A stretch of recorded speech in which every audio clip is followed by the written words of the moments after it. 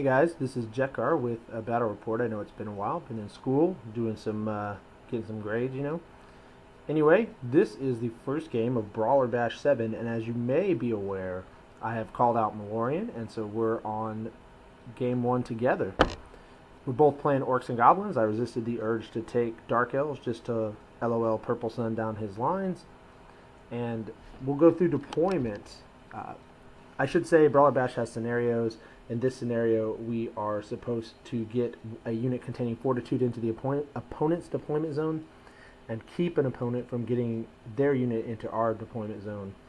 That's worth a couple hundred extra victory points, and then if you kill more characters, you get another couple hundred victory points. Brawler Bash is all about killing, so if stuff dies, that's fine. It's just all about straight victory points. Excuse me. So from left to right, in the woods, I have some Night Goblin archers with a standard and 2 fanatics. I have 5 Wolf Riders with shields. I have 40 savages with the BSB. He has the Enchanted Shield and the Talisman of Preservation. On the left corner of that unit is the Savage Orc Shaman, who has the Lucky Shrunken Head, Fencer's Blades, and the MR1. Then next to the right of them is 40 Immortals with Grimgore. They have the Banner of Eternal Flame because in practice games, I could not kill things with regen. It was very, very frustrating. Now, one of our group playing Nurgle Demons may have had something to do with that. In front of those 2 big units are 3 single drop trolls. To the right is another unit of Night Goblins with standard and short bows and 2 fanatics. Then we've got some chariots and pump wagons. There's a mangler over there. There's a mangler actually off to my left outside of the scope of this picture, but it doesn't really do anything. And then all along the back of the board are my war machines. It's 2 Doom Divers in the middle, flanked by 2 Rock Lobbers. Malorian, in true Malorian style, just went all in with hordes. From left to right, from my left to right rather, he has 40 Savage Orcs with additional hand weapons. Biggins, 40 Savage Orc Biggins, of course. Then he has a Troll Horde. Then he has another Troll Horde. Then he has 16 River Trolls, which I think he has them in horde formation right now, and he just doesn't have the 2 guys in the back. Then he has 3 units of Night Goblins. The 2 on the outsides have short bows and 2 fanatics. The one on the inside houses his general and BSB. He has shields and 1 fanatic. The general is the Wizarding Hat, who got LOL Lore of Metal, and he rolled extra terrible. He didn't even get Final Transmutation. He got like Glittering Scales and the #1 spell, so he switched it for Searing Doom. And his BSB has the Standard of Discipline, so he's Leadership 9. My goal going into this game, other than to win for America, was to kill his general and his BSB so that his trolls would kind of derp around, and then I could use the remaining turns to get flanks with stuff. Like, even the Night Goblins probably beat them to the flank just because of ranks and charge and banner, and they only have the 9 attacks and stuff like that. So it was really just that. That was my goal, was to bombard the general's unit, get him down, and then kill the trolls off at my leisure. Now, coming up to Brawler's Bash, one of my group mates told me that he had a bunch of trolls. I ran numbers, and Grimgore's unit should actually beat regular trolls to the front if they go double choppas. So there's always that option if I have to get dirty. And my savages should be able to take his savages just because of character support.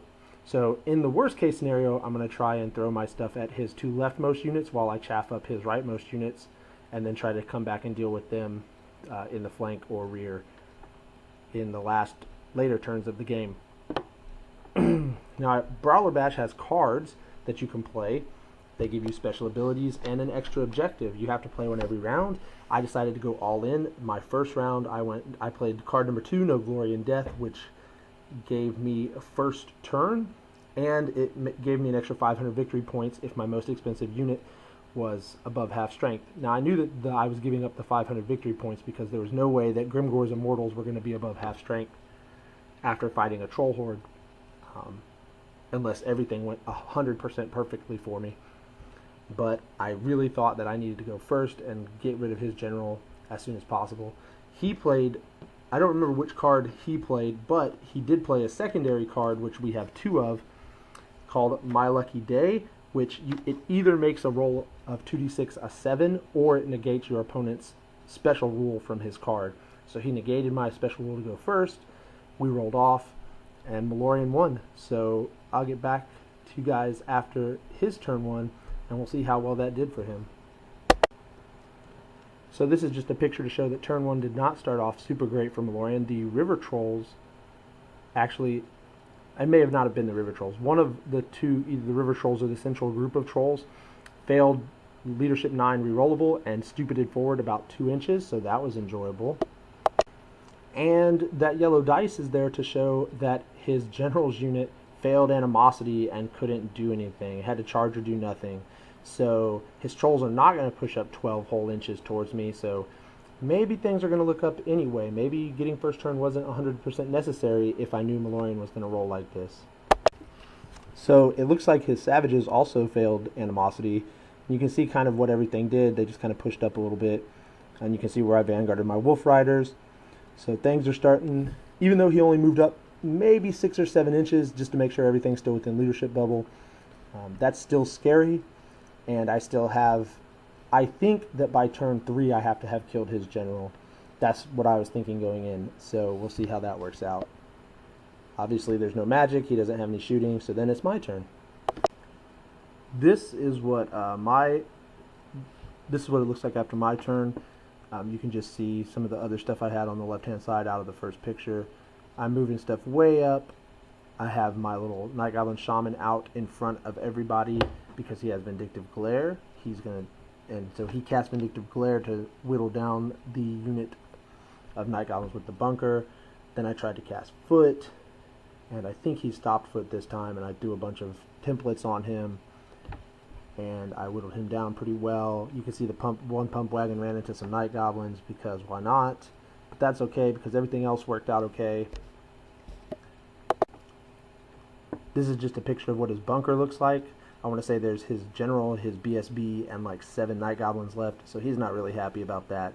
And on his bunker on the left of this picture, like his other Night Goblins are actually too far for him to move into, so he has to like kind of scoot his rightmost Night Goblins over and hop those guys in there because he doesn't really have any other choice. Otherwise, it's going to take 2 Doom Divers and I'll kill him, not to mention Foot and Vindictive Glare and all that good stuff. Here's a picture after his movement. You can see that he pushed stuff forward. The Savages are moving. I'm not really sure why the Savages are being so unaggressive. I guess there was just nothing on that side that they wanted to deal with, so they're coming back up Trolls. I'm not really sure. You can see that I'm kind of pushing forward still. And he has moved that unit of Night Goblins on the right over, and he has bailed the characters in there. So he has leadership bubble on everything still, I believe. And the Trolls are actually getting into a forest, which I'm not sure either of us realized at this point. We were just kind of like, oh yeah, look, it's pretty. But that does come up later. Spoilers.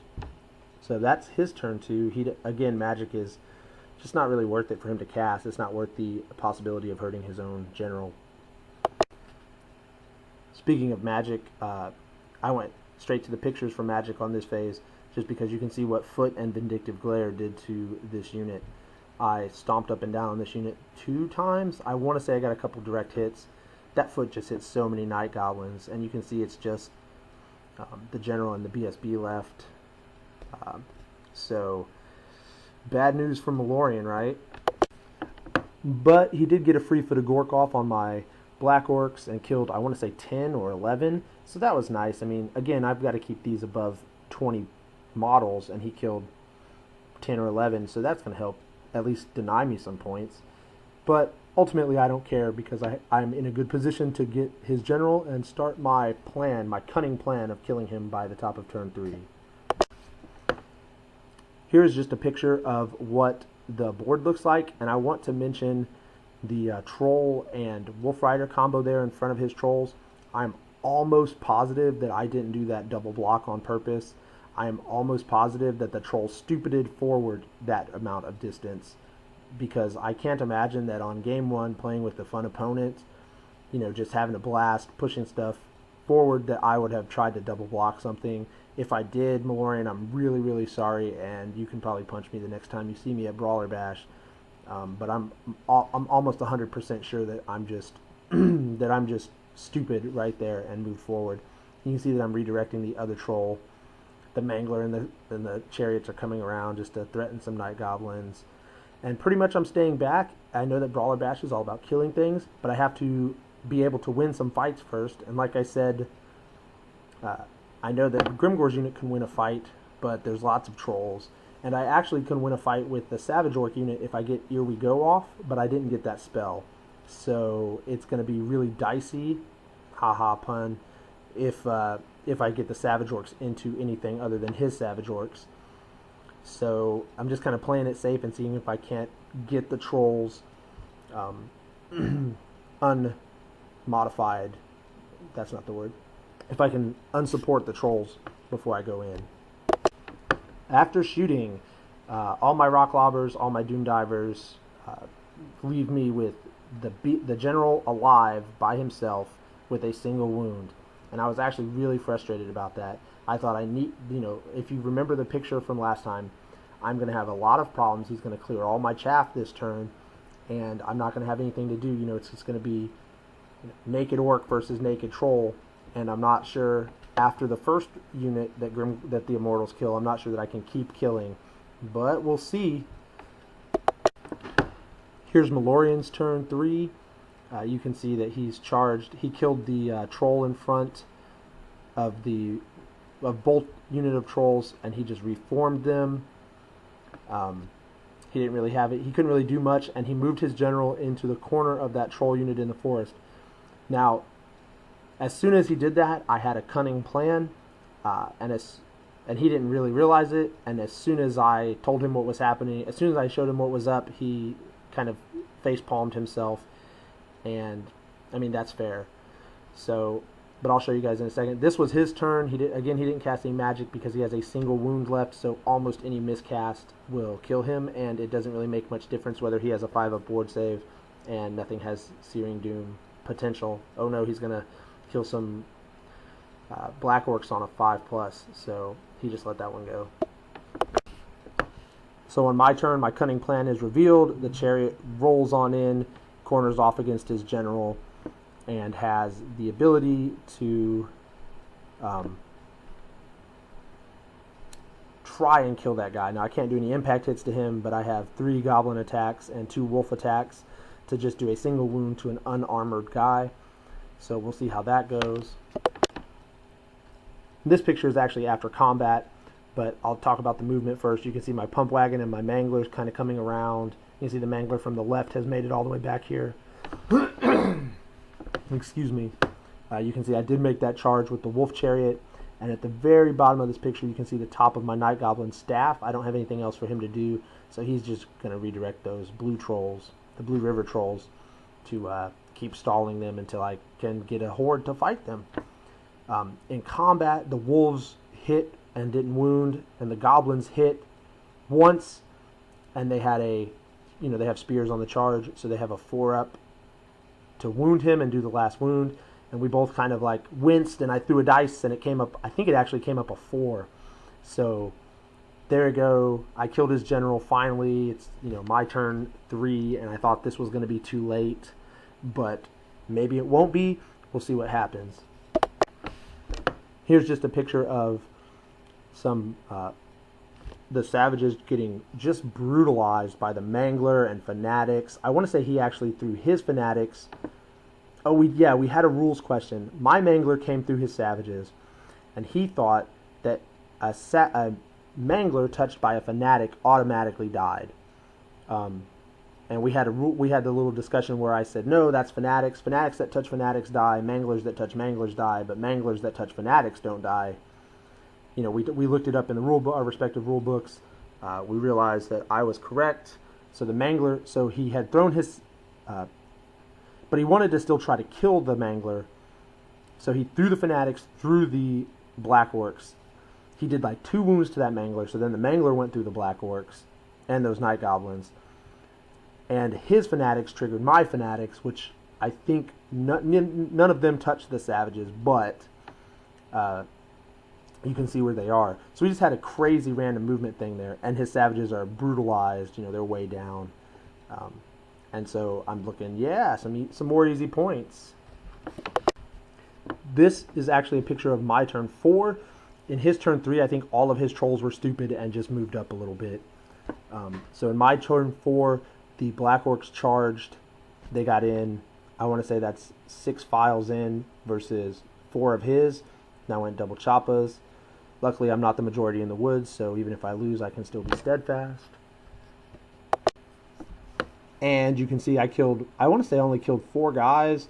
He killed less than that of me, but he broke. I mean, it only takes me winning by 3 for him to break. I had to charge. I think I actually declared a wog that turn. They broke, and I, ran them this way.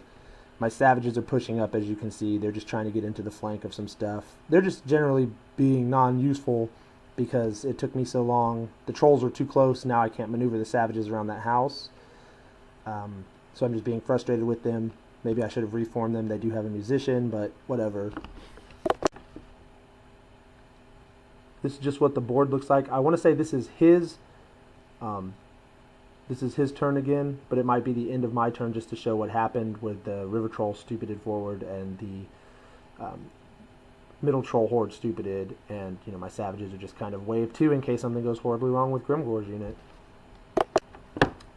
So this is my turn 5. If it sounds like I am skipping his turns, it's because nothing is happening.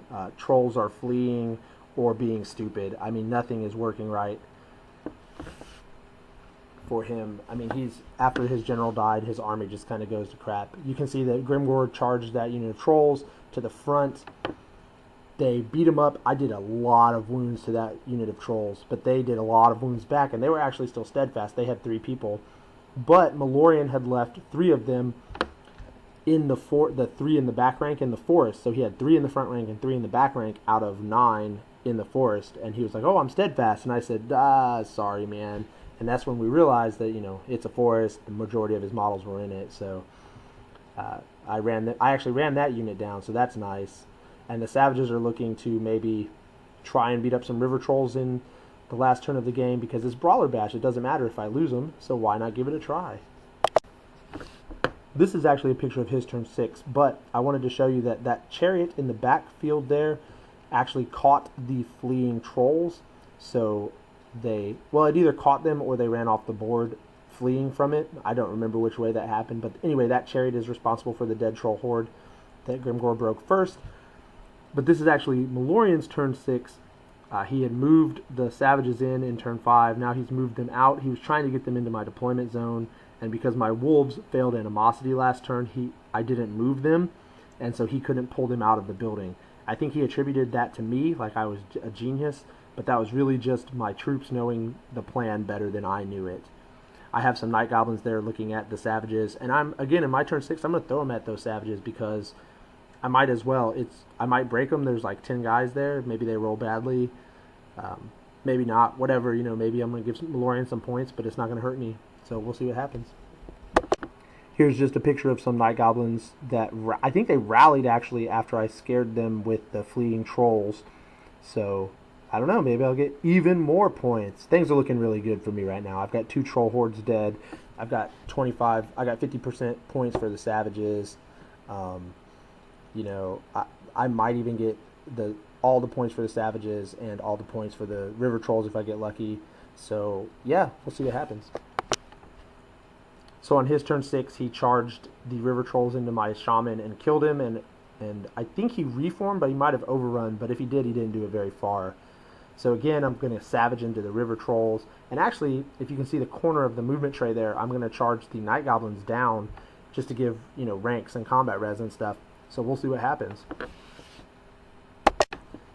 Nothing good happened was the answer to that. I charged the savages in and failed, and I charged the night goblins in, and of course I got it. And I had a charge and 2 ranks and a standard and down a hill, and I guess I just didn't kill anybody. I don't really know how I lost this combat. Maybe he just killed a bunch. I may not have actually taken the wounds off of that base. That seems to make more sense.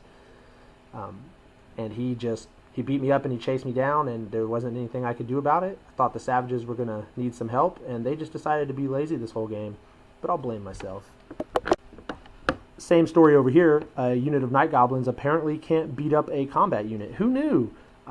Anyway, the Savage is chasing them down, so he's going to get 20 or 50% points for them because they're fleeing at the end of the game. But I did get the final unit of night goblins. My chariot and my bump wagon sandwiched them in, and now they're just high-fiving over the dead piles of night goblins. So just a quick little wrap-up. Some stuff that I found out. Trolls are good. I was scared of them. Even when I was beating them, they were beating the crap out of me. But they need some support. I feel like Grimgor's unit needed to not get into the front. Anything else in my army, those trolls, he could have just pushed them forward and beat me up. But maybe some wolf riders or something. Maybe deploy 2 units of night goblins with some fanatics and then some wolf riders to just in case there was some stuff the trolls couldn't deal with. But I mean, it is Brawler's Bash, so he did get in the spirit of it. But I was thinking maybe they needed some kind of support. Maybe the Ruby Ring, maybe, I don't know, something to deal with chaff. Again, it was just my ability to control where he was going. And when I had to fight, that was just a big deal. In the end, Grimgor's unit did end up in his deployment zone, and my Wolf Riders, who bravely failed Animosity and forced him to not get into my deployment zone, gave me a boatload of points on top of the points I already got from him for 2 troll hordes, all of his night goblins, and half of his savages. So, I mean, it was a lot of points. It wasn't the biggest win ever. It was like 3,300 points or something. So, it was good, though. And when I came into Brawler Bash, my first goal was to beat Malorian in Game 1. I said, you know, first goal, beat Malorian in Game 1. Second goal, win more than I lose, which I've actually never done in a tournament, even though this is like the 5th or 6th tournament that I've come to. And then finally, I said I wanted to take best orc, and that was like a pipe dream. But I've got 1 orc down, right? So maybe I'm moving up a little bit. I also learned that savages are lazy. If I don't deploy them right, they just kind of don't do anything. Didn't make that long bomb charge to get me some river trolls.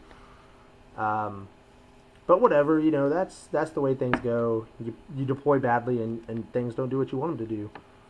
Malorian taught me that I should always pay attention where I put my characters, as if he had put his Wizarding Hat General on the other side of the troll horde, I actually would not have gotten to him with the chariot. I would have had to just beat that unit up and overrun and kill it with Grimgor's unit. Now, that still would have worked, but that notwithstanding, it was still a better move for him to put that guy on the other side of the troll horde.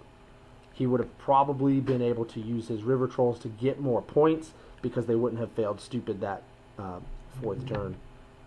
So I always have to pay attention to where I'm putting my characters, especially if they're hanging off the side of a unit. Finally, I learned that America is better than Canada, at least for now. And that Malorian is awesome to game with. I enjoyed the game with him anytime. I'm really excited. I know that you guys have probably seen his video about how he gets to stay at home now. Awesome, really excited. Hope he gets to have more time with his family and more time to game too, because he's just a great person and he deserves good things. Anyway, I'm glad you guys watched, paid attention. If you have anything you want to let me know, just put it in the comments. You know, hit the like and subscribe, and I'll try and get the rest of my Brawler Bash games up. I do have to warn you that I left my camera in the car for Game 2, so there is no Game 2 Brawler Bash. But I'll go over it at the beginning of Game 3, because it was actually a pretty quick game as well.